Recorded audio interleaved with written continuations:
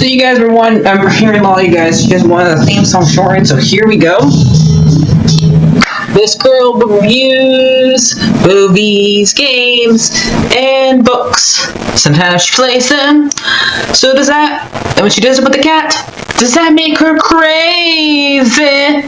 Does that make her crazy? Probably. So, it's shorter. There you go. Crazycatlady or Martha Butler does not own any trailers or pictures. I use them under fair educational for and entertainment purpose. Blade, just like it's all they did. Well, those years ago. See? No, I don't want to do any more of it. Hi everyone, Martha here. So, I know I'm still uploading Final Fantasy 7 Rebirth videos. I finished playing that game probably about 2 weeks ago, but I filmed so far ahead that I'm still uploading them. So yeah. I finished playing this game. This game's not that long. Has only a couple episodes. This is Alan Wake 1. And I think the second one's a little more scarier. Nothing against this one. This one's good still. I mean, it explains everything that I already knew was going to happen. So, I just wanted to play it to find out how did Alan get inside that lake, basically, and see how many characters were in that were in the second one that were in the first one. How many were in there? Well, of course, Alan. Then we have his wife, Alice. The two brothers, the Anderson brothers, except for this on her time, they're old. They never show their younger selves. They do show Casey a couple times, but he's not a main character in this, so he's not that prominent in here. And it's still the same actor, because when they showed at the end of the game of him around the end of the game when he's getting interviewed by a different TV reporter, we see a younger version of Alan Casey with long hair. So that was, and we got Nightingale. Except for this time around he has clothes on. Aren't we happy? And Rose. That's basically it. No, we don't got Saga. She's not in here. She didn't show up till the second one. So, yeah. They do have a lot of references to other horror stories. Weirdly, we get ones from we get Albert Hitchcock references a lot. Do you see me having you fighting birds in this review? That's why, because we had to fight a lot crows/ravens a lot in this game. There's Heavy Metal, which was a Stephen King movie that he directed himself, where they fight cars, and you have to spin it. So they did reference that in here as a joke. I don't know. I find the Hunter musical one a lot more funnier. And the Hunter thing reminds you of The Shining, because he's trying to go on vacation, and here instead darkness keeps on trying to get him, and he's surrounded. He's going. So yeah, I did not watch. I watched a little bit of the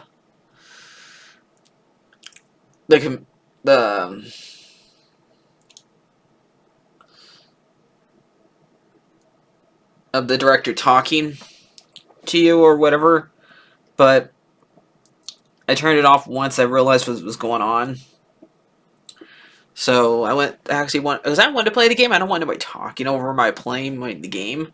And the real reason why I didn't do a playthrough of this, because I wanted to finish going to get my Final Fantasy 7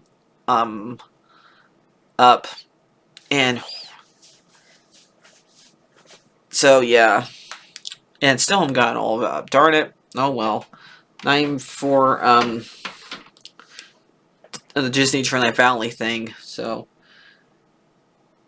And I probably won't show the DLC yet for, Final Fantasy 16. But I don't know if anyone's going to play that even beforehand, so we'll see. So this is what happens in this game. Now we got all that stuff out of the way.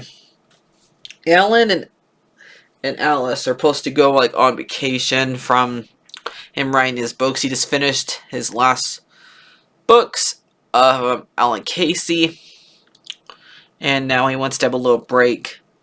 Really, he's having like writer's block and not knowing what to write next. And he meets this lady who said, "I can't wait to meet your wife," and gives him the key to go to Cauldron Lake, but he was supposed to go somewhere else. Because we see the guy come out of the room, like who actually supposed to give him the keys, come out, and right after they leave, Amy also can meet Rose, who like batters him a lot,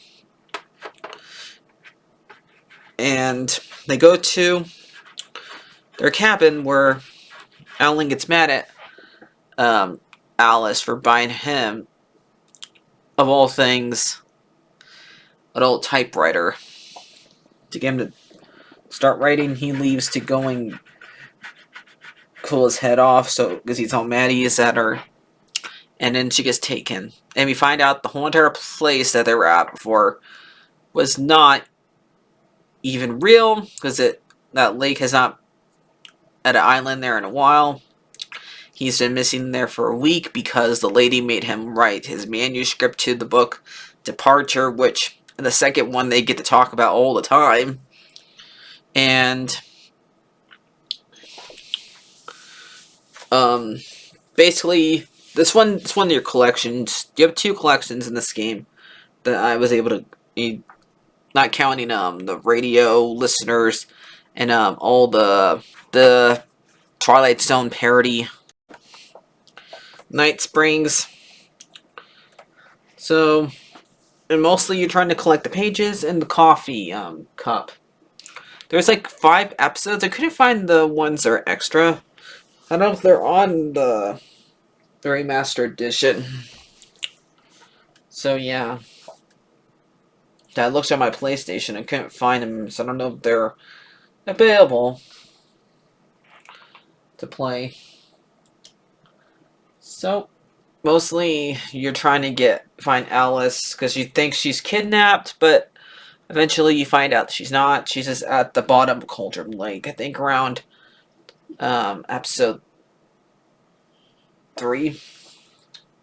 You find that out. Each episode's at least about an hour, at least about 2 hours long. So,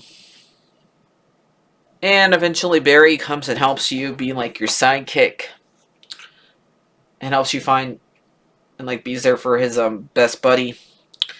And I was like wondering this entire time, since he's the one who's given me to laugh the most, especially when they're at the farm after they drink the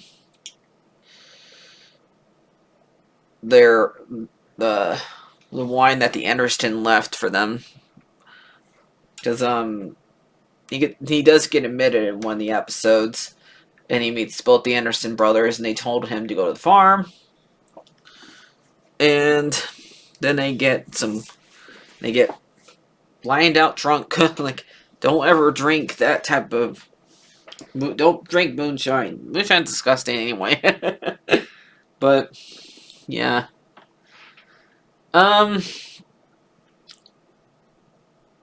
So that's mostly when all those stupid usually around event we have them, all those cars coming after us around then. And this one just has you like every time that they're showing somebody behind you, like Pam the camera right behind you, and you have to dodge them before they hit you. A lot. So, and the game ends with Alan Gein trapped in there and him saving Alice. And then the next game tries to make you think that she's dead, but we find out she's actually alive, which is good. So, not much accomplished. I mean, we saved her, but we're not trapped in there and forced to write forever. So yeah, make the longest book in the world, longer than it. So yeah, because we want to make the bad guys want to make Bright Falls the scariest place in the world. Whoa! So yeah, probably gonna give this one like a an 8 out of 10. Go play it. It's on. By the time I played it, I think the sale's over, but it's not that. Still not that very expensive. I got it on sale. Okay, I wanted to show you guys what date it came out and what you could originally play this on. So, Alan Wake came out May 14, 2010. You originally could play it on the PS4 and the Switch and Xbox 360. Let's see. It was developed by Remlia Studios. It's a survival horror third-person shooter. So, I'm trying to see how much money it made. Since it took so long for them to make a second one. Wonder why they decided to wait until last year to release another one. It does tell you to play the first one on here. I wonder how much money it made though. So yeah. I don't really see what's the rating on here or how much money it made. But okay. Can't really think of what else to say, but that's basically it. So like, share, and subscribe, and I'm gonna play those DLCs until of Final Fantasy 16 until the update of Disney Dreamlight Valley comes out, which will be Wednesday. So yeah. So I started playing the 2 DLC episodes, and I can totally see what makes the Taken in this, because they try to make Alan crazy during this scene by showing like his past memories with Alice and stuff, and show his the future bad guy in here of the second one. And we also see Alan have to deal with psychotic and having us fight Barry in one. Barry like guides us during this, and I really wish he was in the second one. He's the funny guy, and we do end up fighting both him and the Anderson brothers, Asgard brothers, there, and they're like the last boss in the second one. In the first one, we fight TVs, and they bring back the Hunter Poltergeist stuff, which reminds me of the movie. But the reason why this stuff really here is because apparently of a bug that they couldn't get rid of, and they just is where they kept on having like inanimate objects come in to disrupt them.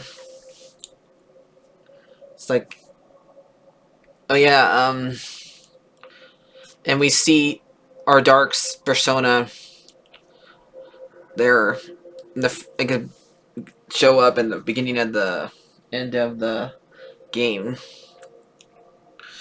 Right there, Ripper or Shredder, whatever his name was.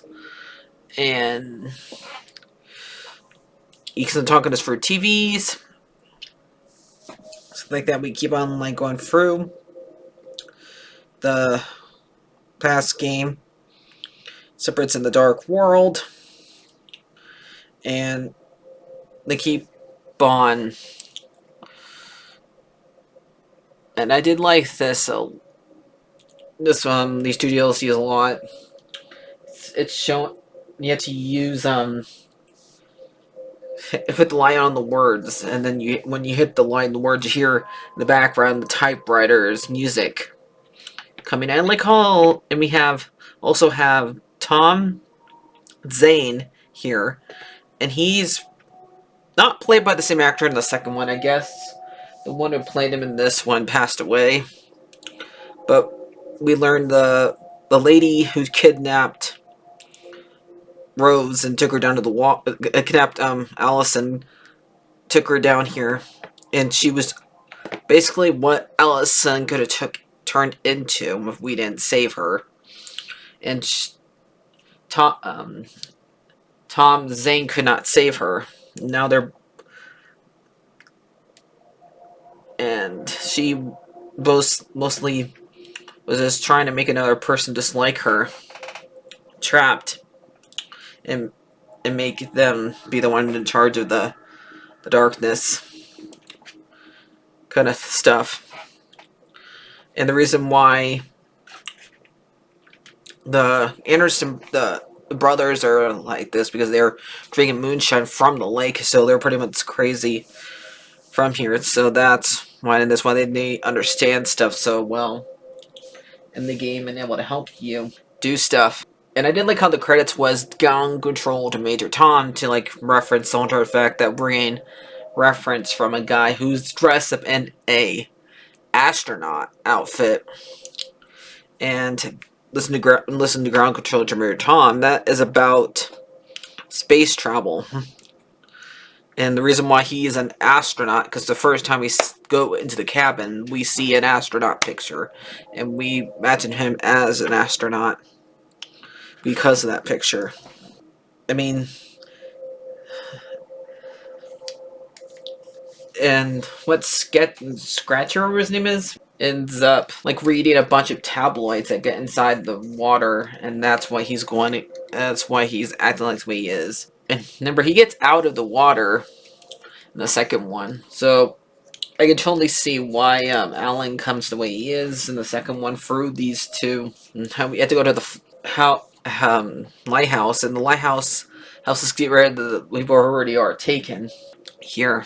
So yeah, so that's 2 DLCs, and it takes you about 4 hours to beat both of them. Luckily, I didn't have to pay for these because they came with the remaster one. So that's the Foz, and how we get books sometimes coming after us instead of Ravens in here during the DLC, because it's for basically a writer. Yeah, so see you guys later. Well, read yourself some Stephen King and watch Albert Hitchcock movies and watch Poltergeist stuff. And you'll be able to, and also, I guess this does have some Twin Peaks stuff. I never watched Twin Peaks, so I don't know. I guess they did reference in here eventually, and I should have realized. I guess I needed to watch Twin Peaks myself. I don't know how to get it though, because I know it's an old show. So I'll see you guys later. Like, care for, and subscribe, and bye-bye. Remember when gas prices used to be that low, guys? Remember that? They're not that low anymore.